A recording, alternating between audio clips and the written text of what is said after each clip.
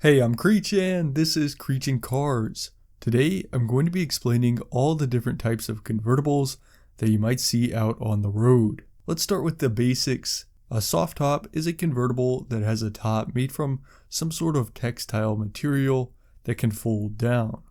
In the past, latex, rubber, or PVC were common materials used to make soft tops, but now soft tops are mostly made from cloth that is stretched over an articulating frame that gives the top more structural integrity. Soft tops can be opened and closed either manually or electronically. Powered tops are much more common nowadays, although there are still modern cars like the Miata and Fiat 124 Spider that have tops that can easily be thrown back by hand. On the other hand are hardtop convertibles. This is where the top is made from a hard or rigid material. It is usually similar in color and style to the other body panels on the car. This makes it so that when the top is up, the car looks like a proper coupe.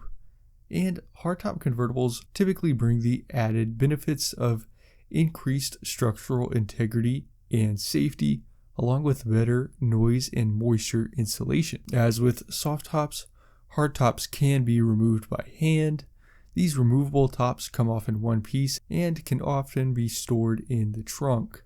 Nowadays, power retractable hardtops are more common, and you'll be able to find them on models like the Miata RF, McLaren 750S Spider, and Ferrari 296 GTS. Targa tops are very similar to removable hardtops, except that the rear window remains fixed in place when the roof is taken off. Targa tops also have a fixed roll bar behind the seats, making them much safer in the event of a rollover. The Porsche 911 Targa was the first car to introduce this concept, and today the 911 has a powered system that can remove the roof in 19 seconds. All C8 Corvette coupe models are actually Targa tops despite that coupe name. They have a small removable top that has its own dedicated storage space behind the engine. The Porsche Carrera GT and the Pontiac Solstice Coupe are some other great cars with Targa tops. However, be careful not to confuse Targa tops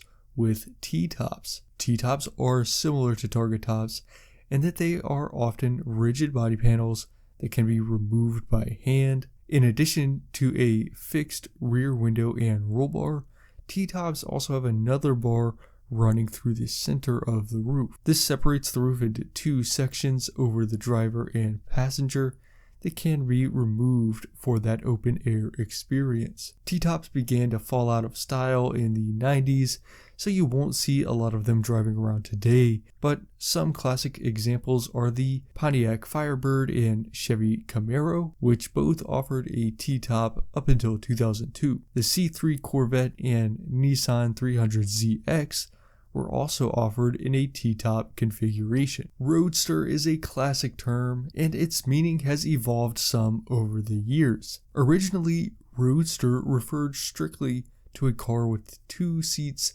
and without a roof. In this sense, the word Roadster used to actually refer to a car that wasn't a convertible at all and lacked a roof completely. A modern example of this would be the McLaren Elva. Now, vehicles like the Elva are rare due to their high cost and impracticality, as well as the fact that the vehicle doesn't follow regulations in some areas. That's made it so that nowadays the term roadster can be used more generally to refer to a small, lightweight, two-seater car that is a convertible, often a soft-top convertible. I would use the term roadster to refer to these small, lightweight cars like the Miata, Z3, 124 Spider, and 718 Boxster. Another term you'll see is Spider, which can be spelled normally or with a Y instead of an I. This word has a fairly complex history, and its origin isn't completely understood,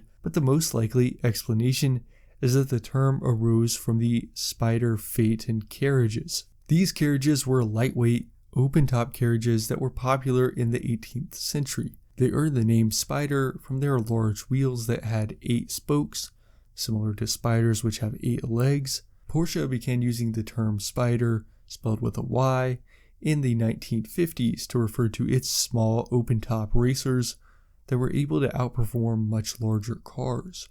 In the following decades, other brands adopted the name to refer to their two-seat convertibles. In the modern day, Spider often refers to an exotic, high-performance roadster. The term Cabriolet has its origins in France, where it initially referred to convertible carriages. In some ways, it's essentially French for convertible, and you will see it used more often by European manufacturers. Some definitions do specify that a cabriolet must be a convertible with a retractable roof that is completely hidden once it's retracted.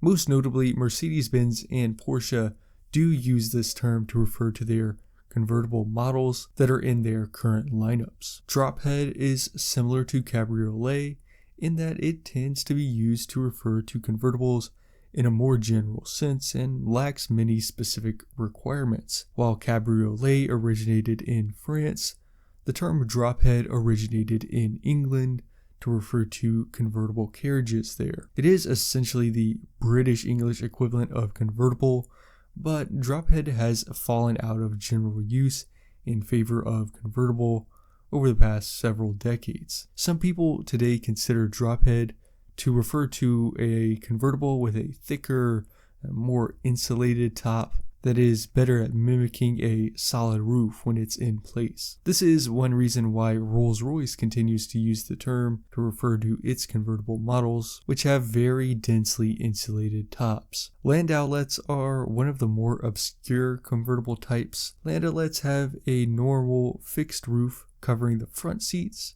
while the portion of the roof covering the rear seats can be raised and lowered. Landaulets were typically found on limousine-type vehicles where the driver would be covered by a fixed roof, but the rear passengers were free to choose between the open-air experience or a more secure and private experience. Mercedes has produced two modern examples of this, with the Maybach 62S Landaulet and the G650 Landaulet. The automotive industry has also blessed us with SUV convertibles, although many people would consider them a curse. This term is pretty self-explanatory as it simply refers to an SUV that has been made into a convertible. These have never really taken off due to their often strange proportions and designs, as well as just the limited appeal of this type of vehicle. The Nissan Murano Cross Cabriolet and the Range Rover Evoque convertible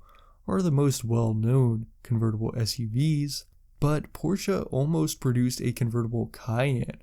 I actually made an entire video dedicated to this Cayenne convertible concept, so be sure to check that one out. In a similar vein, there have also been a few examples of truck convertibles. Again, this one is pretty self-explanatory. In some cases, as with the 1989 Dodge Dakota convertible or the 1991 Ford Skyranger, an automaker will simply take an existing truck and just cut off the roof to make it into a convertible. However, there are also examples like the Chevy SSR, which was developed with the intent to be a convertible truck from its inception. Maybe the best way to enjoy an open-top car is off the beaten path, which is why the last type of convertible we'll be looking at today is the off-road convertible. The concept of an open-air off-roader began in the early 60s with the International Harvester Scout. To compete with this model, Ford and Jeep introduced convertible overlanders of their own. Not only do these models make off-roading more enjoyable,